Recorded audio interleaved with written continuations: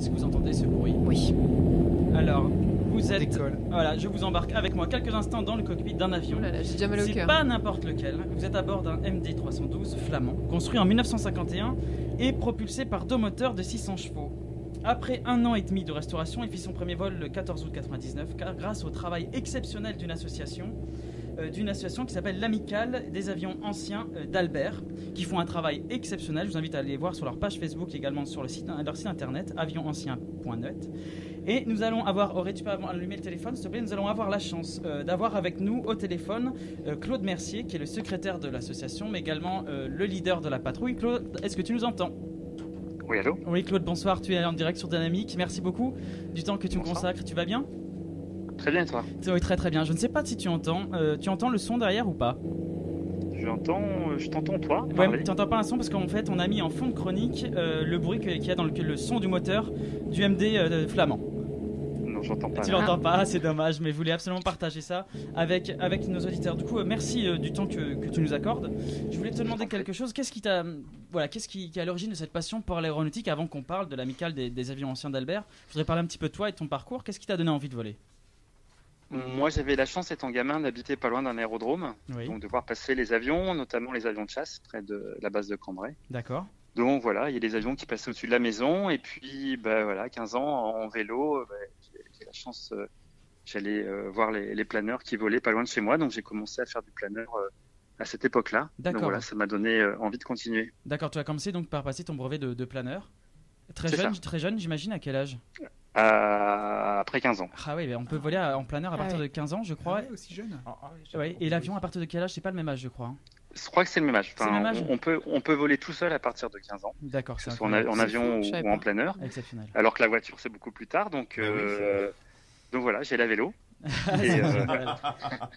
Et ça me permettait derrière de pouvoir voler. Alors, ouais, non, c'est ça qui est bien. On va parler de l'amicale des avions anciens d'Albert parce que vous faites un travail absolument exceptionnel. Je vous ai vu à plusieurs reprises en meeting à La Ferté, je vous ai vu également à Meaux, à Épernay. Oui. Voilà, je vous ai suivi sur Facebook, j'ai un véritable coup de cœur pour vous. Voilà, c'est une association, tu vas nous parler un petit peu de tout ça. Elle a été créée en 98, comment elle est née cette association? C'est ça. Et elle a été créée en 98 par des fanats d'avions autour de l'aérodrome d'Albert Bray. D'accord. Et petit à petit, donc l'association, on a remis en état de vol 3 avions. On a donc 2 Dassault Flamands que tu as pu voir sur les meetings cette année. Ouais. Et puis on a un Oron 100 qui est en grands travaux, en grande visite en ce moment, mais qui devrait revoler pour la fin de l'année. Donc les avions que tu as vus, c'est deux bimoteurs, donc qui font 20 mètres d'envergure pour 5 tonnes. Avec deux V12 de 600 chevaux. Et c'est le premier avion que Marcel Dassault a construit après la Première Guerre mondiale, après la Deuxième Guerre mondiale. Donc construit dans les années 50 à peu près, c'est ça? C'est ça. Donc il y en a un qui est de 50, l'autre qui est de 52. Et donc c'est des avions qui ont été dans l'armée de l'air jusqu'au début des années 80. Et après ils se sont retrouvés dans des musées. Et donc nous on est allé les rechercher dans des musées, on les a remis en état de vol. Et puis on les présente, le premier depuis le début des années 2000. Et puis le suivant depuis 2006. Et maintenant les deux en même temps en démonstration dans les meetings, vous êtes à 2. Vous faites des démonstrations, et c'est absolument incroyable, vous devriez les voir. Allez sur leur site internet avionancien.net, également sur leur page Facebook, l'amicale des avions anciens d'Albert. Il y a des vidéos, il y a des photos, c'est exceptionnel, c'est magique. On voit ces avions, de voir des avions anciens voler, c'est absolument incroyable. Et c'est là l'intérêt en fait de l'amicale, c'est que en plus de les faire voler, c'est que vous les restaurez. Il y a une vraie démarche. Vous prenez les avions dans un état où ils sont peut-être un peu fatigués par le temps et vous les restaurez ensemble avec les bénévoles, en fait, c'est ça.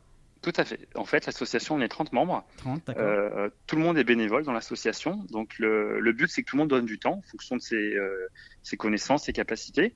Toi, la cotisation, c'est 10 €. Donc, le but, c'est que chacun donne de son temps. Et après, la récompense pour tout le monde, c'est quand on part en meeting, c'est nos membres qui partent. Donc, là, on est à peu près à la moitié de la saison. Et donc, on continue. On sera à Saint-Quentin, dans l'Aisne, à Roupie, le 26 août. Après, on sera le 2 septembre à Cambrai. On va mettre toutes les dates sur la page. C'est ça. Et puis après, il reste Maubeuge et Merville les 2 week-ends suivants. Et vous n'arrêtez pas, vous sortez très très très souvent. Mais cette année, il y a beaucoup de meetings parce que c'est les 100 ans de la Première Guerre mondiale. Bien sûr. Donc, ça nous permet de faire sortir les machines et puis ça nous permet aussi de financer les assurances et la remise en état de nos avions. C'est quelque chose que je trouve assez étonnant en fait dans le monde de l'aéronautique, c'est qu'il y a vraiment cette volonté de transmission. Et voilà, j'ai vu sur votre site internet, en fait, votre projet, c'est de rénover, restaurer, faire voler des avions, mais c'est aussi de promouvoir et faciliter et organiser la pratique de l'aviation, parce que vous avez vraiment cette volonté de transmettre cette passion aux autres. C'est ça. Parce qu'en fait, nous, c'est une association, on va dire, de mécaniciens. On passe le plus clair de notre temps à préparer les avions. Mais le but, en fait, c'est de... Nous, on fait que passer. Et puis les avions, si on peut les transmettre, on va dire aux prochaines générations, l'idéal, c'est qu'ils continuent à voler un petit peu chaque année pour pouvoir les montrer aux jeunes et aux moins jeunes. Bien sûr. Arnaud, tu avais une question à poser à Claude. J'ai deux petites questions vas-y. En même temps. La première, c'est bonsoir Claude, tout d'abord. Bonsoir. Les images que nous montre Anthony nous font rêver, du coup, parce que c'est vraiment de jolies pièces et de beaux avions. La question, c'est comment choisir ou comment vous choisissez en fait les avions que vous allez restaurer. Vous avez dit que vous allez les trouver dans des musées, puis ensuite après vous les avez remis en état. C'est le hasard et les circonstances qui vous amènent à découvrir, ou vous êtes plus axé sur certains objets ou certains appareils? C'est fonction des opportunités. D'accord. Puis surtout, nous, on n'avait pas énormément d'argent au départ, donc l'idéal était de trouver des avions pas trop chers, mais qui ont quand même une histoire. Bien sûr. Donc, on va dire, c'était pas des Warbirds qui ont des prix à plusieurs millions d'euros. On n'a pas du tout les moyens pour des avions très très rares. Donc, c'est les avions moins connus, mais qui ont eu une grande histoire au sein des armées. Les Flamands, il y en a eu un peu plus de 300 qui ont été construits. Et aujourd'hui, en état de vol, il doit en rester 8 ou 9. Donc, c'est des avions qui sont... Oui, c'est très très peu. Mais donc, ça mérite qu'on s'en occupe. Et c'est des avions qui sont pas très cotés, quoi. Donc, mais tu sais, Claude, c'est incroyable que, enfin, toi, tu le sais, mais comme tu es dans l'avion, tu le vois pas. Mais moi, je le vois quand je suis en meeting. Quand les gens, ils vous voient décoller, ils vous voient évoluer dans les airs. Mais je peux dire l'émotion cachée les gens, chez tous les enfants, les personnes âgées, et tout. Il y a un silence, enfin, il y a vraiment une joie. Il y a vraiment, c'est fou, quoi. Voler, c'est toujours un miracle. Mais c'est incroyable, mais de voir des avions aussi, la démarche d'entretenir. En fait, c'est du patrimoine. Ça fait partie du patrimoine. C'est pas que la pierre, le patrimoine. Le patrimoine, c'est aussi la mécanique. Erwan. Exactement. Bonsoir Claude. Alors j'aurais une question. Qu'est-ce qui coûte cher en fait dans la rénovation d'un avion comme ça? Parce que c'est vrai que c'est magnifique, mais c'est quoi le coût le plus important? Nos budgets, c'est un peu les pièces détachées, parce que les avions sont anciens, donc trouver des pièces ou les fabriquer, sont plus produites. Et il y a des foires, il y a des foires. Pour l'instant, on trouve encore des pièces. D'accord. Des particuliers ou des musées ou d'autres propriétaires d'avions ont un peu de pièces. Et après, ce qui coûte cher, c'est les assurances. Bien sûr. Parce que nous, on les assure. Alors, on les assure pas casse, on les assure responsabilité civile. Mais déjà, c'est des gros budgets. Et puis après, c'est, on va dire, les consommables. L'huile pour les moteurs. On consomme à peu près de 2 litres heure par moteur. Et puis, à l'heure, et le carburant. Un peu comme ma voiture. C'est ça. Je vous conseille de changer de voiture. Mais elle vole aussi, la sienne. Claude, comment on se prépare comment tu prépares les démos en meeting? Parce que toi, tu es le leader de la patrouille et vous faites quand même des figures qui sont super précises. Tout ça, comment vous préparez tous les deux? Alors en fait, nous, on est une petite structure, donc en fait, on est 2 pilotes. Alors moi, je vole toujours avec le même ailier, Thierry, qui lui est pilote de chasse. Donc lui est vraiment habitué tous les jours à travailler, à faire de la patrouille serrée. Et puis notre programme, on l'a créé il y a pratiquement 10 ans. Donc fonction un peu des capacités des pilotes et de l'avion, et puis en s'inspirant un peu de ce qui se faisait ailleurs. Le but étant de présenter l'avion sur ses plus jolies faces, on va dire, au public. Donc c'est très réussi. Face au public. Merci. Et puis après, fonction des capacités aérodynamiques de l'avion, c'est des avions un peu gros mais un peu lourds. Donc on fait pas de voltige avec. Donc on fait vraiment une démonstration à base de passage devant le public. Donc le but est de montrer les avions au public. Et puis aussi on travaille aussi beaucoup avec les spotters qui prennent des photos. Parce qu'en fait, passage à l'anglaise. C'est ça, passage à l'anglaise, donc pour montrer le dessus de l'avion. Et donc on travaille aussi avec les spotters qui nous disent on préférait telle ou telle chose. Et puis on se cale aussi par rapport à eux parce qu'ils font un super travail de photos et de vidéos. Donc ça nous permet d'évoluer et de faire tout doucement évoluer. Une chose aussi, j'ai vu que donc vous faites des meetings, mais tu participes également, enfin vous participez avec vos avions à des tournages. Oui, on a fait... Pour le village français. Oui, c'est ça. Bonne série sur France 3.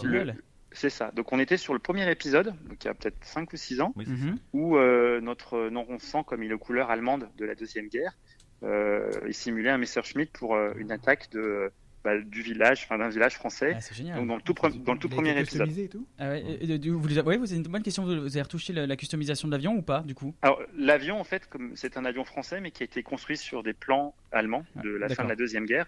Donc c'était Messerschmitt qui avait créé les plans. Donc nous, notre ancien président avait fait le choix de le peindre aux couleurs qu'il aurait dû porter s'il avait volé pour l'armée allemande. Donc c'est un avion aux couleurs, le nez est jaune Le reste est en camouflage de vert. Donc c'est un avion qui représente un peu un petit avion de chasse. Claude, est-ce que tu peux redonner les dates de vos prochains meetings, s'il te plaît?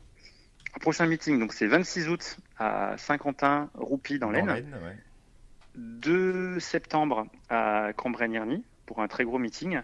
Et ensuite, il y a Maubeuge le week-end suivant. Ça doit être le week-end du 8 et le 3e week-end du 15-16 à Merville. Voilà, et je vous invite à retrouver toutes ces informations sur la page Facebook de l'Amicale, l'Amicale des avions anciens d'Albert, ou sur leur site internet www.avionsancien.pluriel.net. On va partager ça sur notre page également aussi. Absolument, mais moi je partage à mort sur ma page, je les adore, je suis foot, et j'ai les 2 MD en fond d'écran de mon ordinateur. Oui. S'il manque un pilote, Claude. Bon, il a plus de 15 ans, mais je crois que ça peut faire l'affaire. Je suis super ému d'avoir Claude en plus, vraiment de t'avoir au téléphone. Enfin, je suis un passionné d'aéronautique et de t'avoir. Voilà, je suis super ému. Passez nous voir, nous sommes tous les samedis sur l'aérodrome d'Albert Picardie dans la Somme. Oh, mais c'est pas très loin de Paris en plus. C'est beau la Somme. C'est à 1h15. Non, oui, c'est juste à côté. Dernière question, Claude, parce que toi tu es donc pilote chez Air France. Et qu'est-ce que ça te procure de piloter un avion comme un Flamand en fait? Alors, j'allais dire, c'est complètement différent. Moi, quand je suis au boulot, tout est réglé, tout est super précis. On a vraiment une mission très encadrée. Là, c'est vraiment la liberté. C'est comme les gens qui font de la mécanique sur les vieilles motos, les vieilles voitures. Donc, on passe beaucoup de temps à les entretenir. Et puis, quand on les fait tourner, c'est vraiment la cerise sur le gâteau, le plaisir. Et on fait un peu ce qu'on veut. Donc, ça, c'est super. Bon, super. Merci beaucoup, Claude. Et on te retrouvera donc sur ta page Facebook ou sur le site internet, je le répète, avionsancien.pluriel.net ou sur Facebook, l'Amicale des avions anciens d'Albert. Merci beaucoup, Claude. On va s'écouter une chanson et je la mets pour toi. C'est Calogero. Et c'est Volé de nuit. Tu la connais, c'est sur Syntex? Oui. Elle est magnifique. Merci beaucoup, Claude. Merci. Merci beaucoup. Bonne soirée. Au revoir. Bonne soirée. Ciao. Au revoir.